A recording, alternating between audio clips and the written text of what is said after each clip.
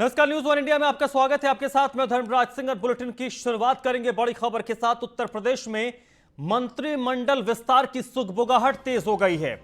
उत्तर प्रदेश विधानसभा के मॉनसून सत्र की शुरुआत होनी है और इस विधानसभा के मॉनसून सत्र से पहले मंत्रिमंडल का विस्तार हो सकता है और इसको लेकर लखनऊ से लेकर दिल्ली तक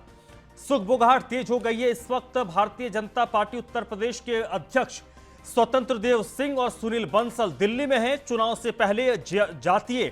और क्षेत्रीय संतुलन बैठाने की तैयारी में इस वक्त उत्तर प्रदेश की सरकार है। विधानसभा चुनाव के मद्देनजर संघ और केंद्रीय नेतृत्व से सहमति बन चुकी है और अब यूपी मंत्रिमंडल में विस्तार किया जाना है। उत्तर प्रदेश मंत्रिमंडल की बात करें तो इसमें अधिकतम 60 मंत्री हो सकते हैं। यूपी में 23 कैबिनेट, 9 स्वतंत्र प्रभार और 22 राज्य मंत्री बनाए जा सकते हैं। इस वक्त अगर हम बात करें तो यूपी सरकार में 54 मंत्रियों की संख्या में 6 पद पहले से खाली हैं। कोरोना के कारण 3 मंत्रियों की मौत हो चुकी है और उसके बाद माना जा रहा है कि मंत्रिमंडल का विस्तार होगा तो कम से कम इसमें 8 से 10 मंत्रियों को मंत्रिमंडल में जगह दी जा सकती है। और इस बात को हवा इस चीज से मिल रही है क्योंकि यूपी बीजेपी के जो अध्यक्ष स्वतंत्र देव सिंह और सुनील बंसल वो दिल्ली में हैं और इसको लेकर लखनऊ से दिल्ली तक अपने अपने हिसाब से लोगों ने लॉबिंग भी शुरू कर दी है। क्योंकि जब मंत्रिमंडल सुगबुगाहट की बात हो रही है तो कई ऐसे लोग होंगे जो अपने आप को उस सूची में शामिल करना चाहते होंगे, कई ऐसे लोग होंगे जो खुद को भावी मंत्री के तौर पर प्रेजेंट करने की कोशिश कर रहे होंगे। इसको देखते हुए उत्तर प्रदेश की राजधानी लखनऊ से लेकर दिल्ली तक इस वक्त गर्माहट देखी जा रही है और माना जा रहा है कि उत्तर प्रदेश विधानसभा का जो मॉनसून सत्र होने वाला है, मॉनसून सत्र से पहले ही मंत्रिमंडल का विस्तार हो जाएगा। अगर मंत्रिमंडल का विस्तार होना है, क्योंकि तमाम लोग ये कह रहे हैं कि अगर मंत्रिमंडल का विस्तार होगा तो मॉनसून सत्र से पहले ही हो जाएगा और अगर मॉनसून सत्र से पहले मंत्रिमंडल का विस्तार नहीं होता है तो ये आप मानकर चलिए कि अब उत्तर प्रदेश में सीधे चुनाव होंगे, मंत्रिमंडल का विस्तार नहीं होने वाला है। तो इस वक्त बड़ी खबर यही है, अपडेट ये हमारे पास जो इस वक्त आ रही है कि उत्तर प्रदेश में मॉनसून सत्र से पहले मंत्रिमंडल विस्तार की सुगबुगाहट तेज हो चुकी है और इस सुगबुगाहट के बीच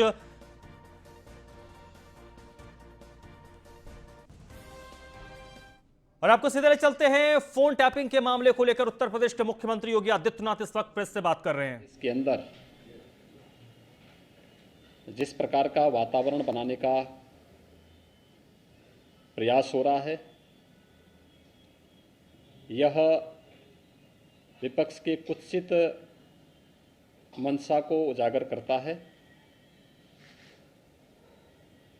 जाकी रही भावना जैसी, प्रभु मूर्ति देखी तिन तैसी। कांग्रेस सरकार अपने समय में जिस प्रकार की हरकतें करती रही हैं, आज विपक्ष में रहकर के भी अपने उन्हीं मंसूबों के अनुरूप आगे बढ़ रही है।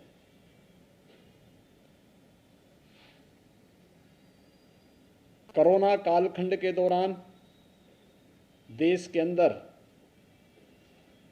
जिस प्रकार का दूषित वातावरण पैदा करने का प्रयास विपक्ष ने किया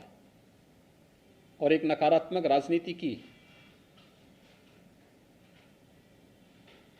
लोगों को संबल देने की बजाय जिस तरीके की अराजकता का वातावरण पैदा करने का कुत्सित प्रयास कांग्रेस और विपक्षी दलों के नेताओं ने सेकेंड वेव के दौरान किया था,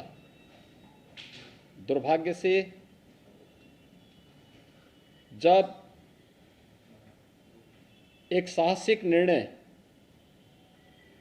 देश के संसद सत्र को लेकर के किया जाता है और संसद सत्र प्रारंभ होने के ठीक एक दिन पहले इस प्रकार की एक सनसनीखेज चीजों को परोस करके समाज में एक विषाक्त वातावरण पैदा करने का जो कुत्सित प्रयास हो रहा है, राजनीति के घटते हुए गिरते हुए स्तर को यह प्रदर्शित करता है। विपक्ष पूरी तरह नकारात्मक भूमिका में के साथ में है और उन अंतर्राष्ट्रीय साजिशों का शिकार जाने अनजाने में हो रहा है, जो अंतर्राष्ट्रीय साजिश किसी न किसी रूप में भारत को अस्थिर करना चाहते हैं, भारत को किसी न किसी रूप में अस्त व्यस्त करना चाहते हैं। ये कोई पहली घटना नहीं है। याद करिए,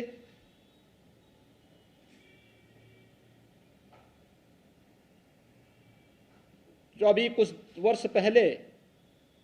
2020 में प्रारंभ में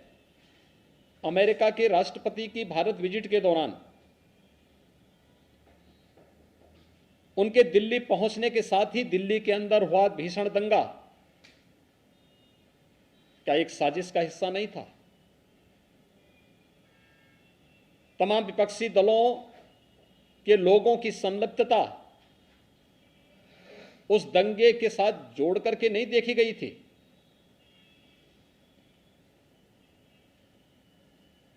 कोरोना कालखंड के दौरान देश के कोविड प्रबंधन को WHO और दुनिया के देश सराह रहे थे,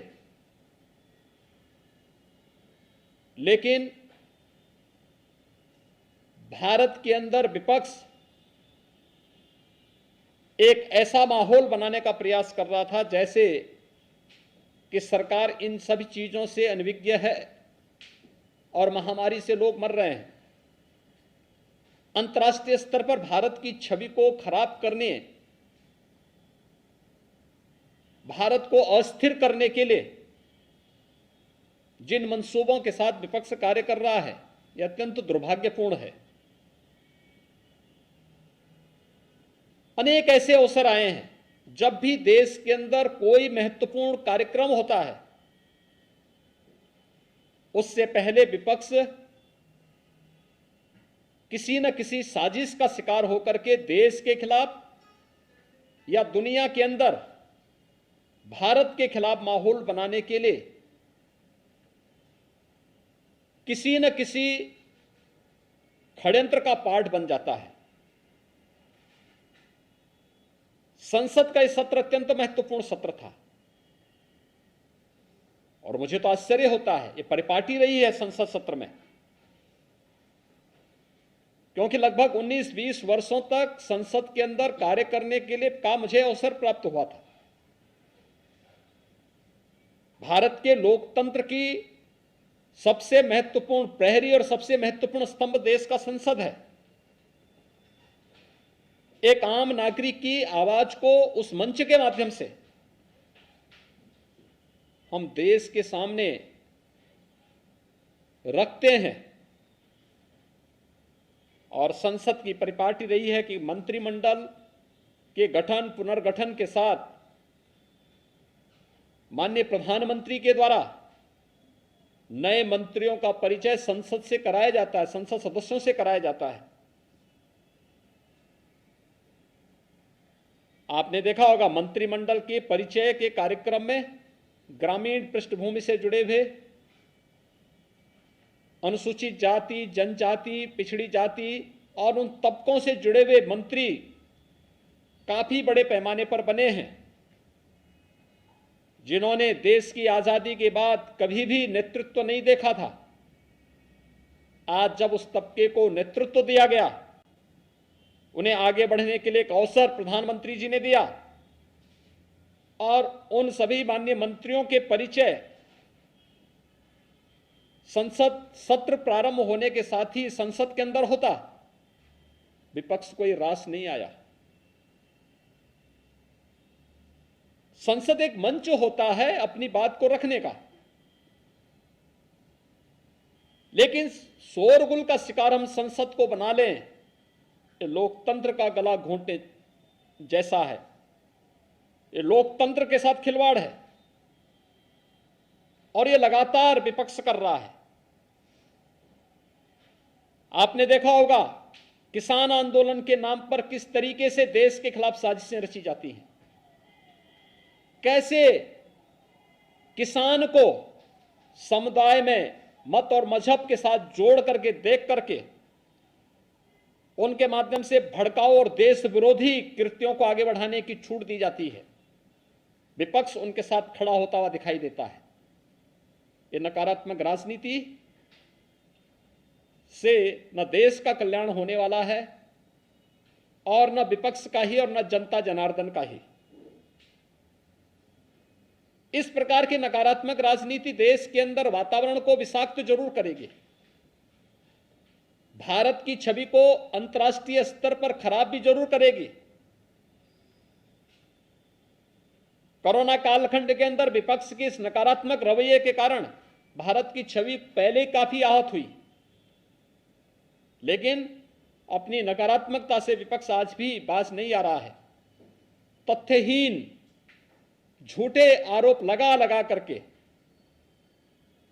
देश के एक यशस्वी नेतृत्व को बदनाम करना,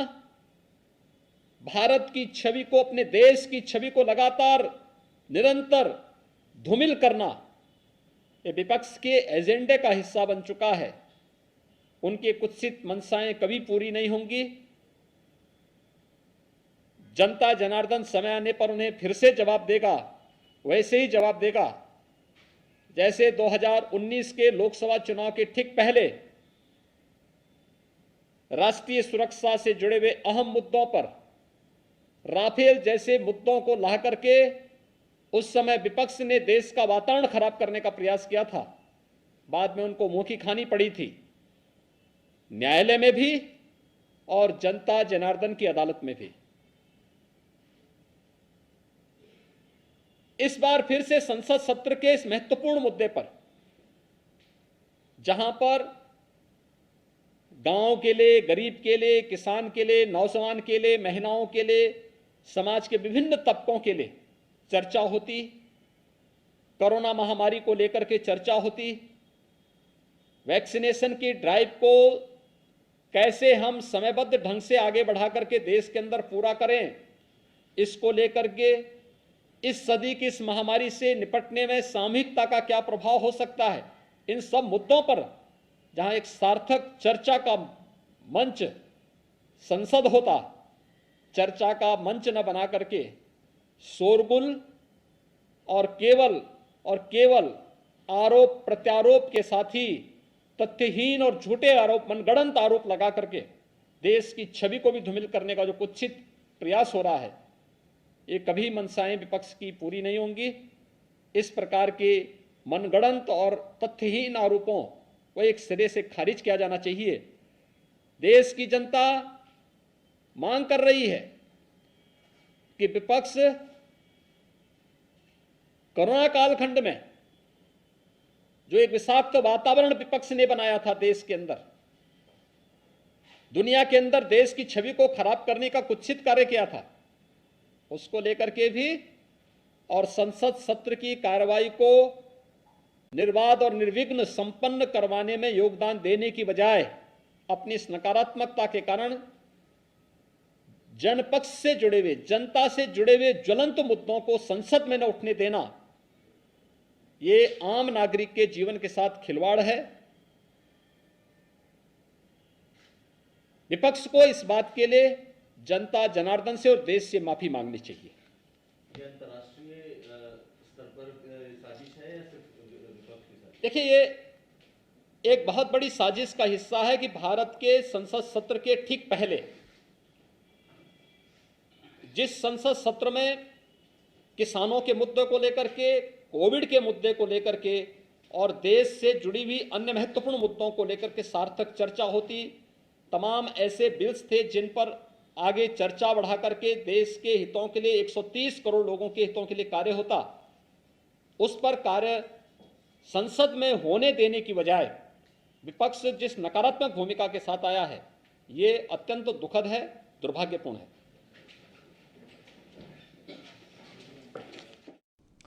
तो उत्तर प्रदेश के मुख्यमंत्री योगी आदित्यनाथ इस वक्त प्रेस से बात कर रहे हैं और उसमें उन्होंने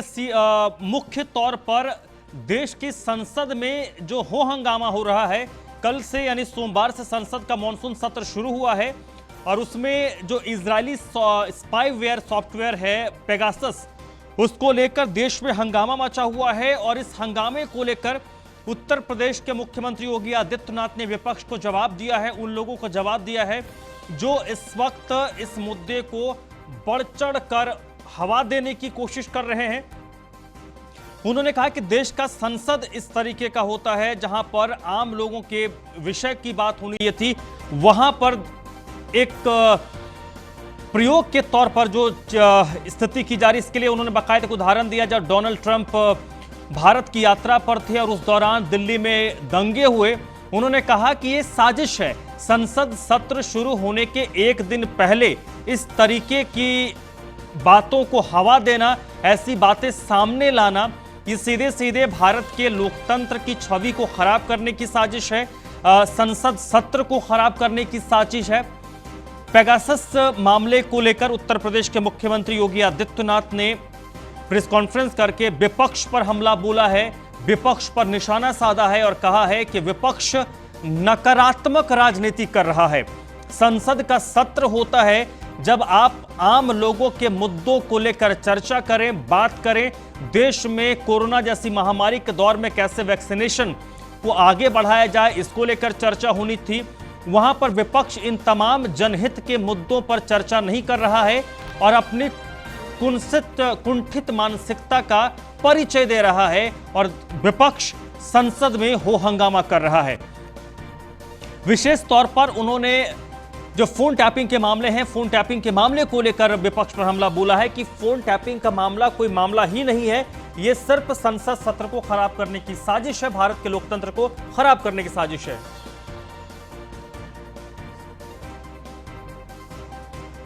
इस वक्त मेरे साथ हमारे मैनेजिंग एडिटर अरविंद चतुर्वेदी भी फोन लाइन पर जुड़ चुके हैं। अरविंद जी, प्रधानमंत्री नरेंद्र मोदी ने कल भी कहा, आज भी कहा, विपक्ष पर फोन टैपिंग के मामले को लेकर हमला बोला, तो अब सीधे सीधे मैसेज है कि इस मामले को लेकर भारतीय जनता पार्टी के तमाम मुख्यमंत्री, तमाम सांसद, तमाम विधायक और नेता जनता के बीच जाएं और प्रधानमंत्री के मैसेज को स्प्रेड करें।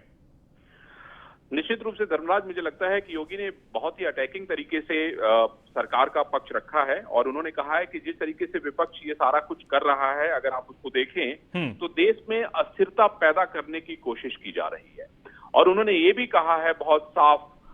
तरीके से कि विपक्ष इसमें कतई कामयाब नहीं हो पाएगा और जो कुछ भी विपक्ष मिलकर कर रहा है, चाहे किसान आंदोलन को सपोर्ट कर रहा है, आप देखिए, चाहे प्रधानमंत्री को पार्लियामेंट में मंत्रियों को इंट्रोड्यूस नहीं करने दिया, तो ये कहीं ना कहीं देश और दुनिया में भारत की छवि को खराब करने का काम किया जा रहा है। और जिस तरीके से संसद की शुरुआत हुई और उस तरफ से ये सारे मुद्दे को लाना और उसकी क्रोनोलॉजी को लेके जो बातचीत हो रही है, पेगासस को लेके जिस तरीके से पूरे में एक अराजकता का माहौल पैदा किया जा रहा है कांग्रेस की तरफ से, एक नकारात्मक राजनीति का जो माहौल पैदा किया जा रहा है, उसकी भर्त्सना की है। और मैं समझता हूं कि भारत को अस्थिर करने के लिए ये इंटरनेशनल साजिश की बात कह रहे हैं योगी आदित्यनाथ। ले अब योगी आदित्यनाथ के इस प्रेस कॉन्फ्रेंस, चलिए अरविंद जी, बहुत बहुत शुक्रिया आपका। तो चलिए उत्तर प्रदेश के मुख्यमंत्री योगी आदित्यनाथ के प्रेस कॉन्फ्रेंस से आगे बढ़ते हैं और बात प्रतापगढ़ की करते हैं, जहां पर अंतु कोतवाली के पुरंती गांव में बाइक सवार बेखौफ बदमाशों ने एक दुकानदार को गोली मार दी। इस घटना को अंजाम देने के बाद बदमाश मौके से फरार हो गए। दुकानदार को गंभीर स्थिति में अस्पताल में भर्ती करवाया गया है। वहीं सूचना मिलने पर मौके पर पहुंचे पुलिस ने मामला दर्ज कर बदमाशों की तलाश शुरू की है। एटा में बारिश ने नगर पालिका के दावों की पोल खोल दी है। लगातार हो रही बारिश से कोतवाली नगर और एसएसपी ऑफिस तालाब में तब्दील हो गए। पूरे शहर में पानी भरा हुआ है, जगह जगह जल भरा होने से लोगों को काफी परेशानी हो रही है। वहीं लोगों का कहना है कि अगर समय रहते नगर पालिका ने बेहतर तैयारी की होती तो उन्हें परेशानी का सामना नहीं करना पड़ता।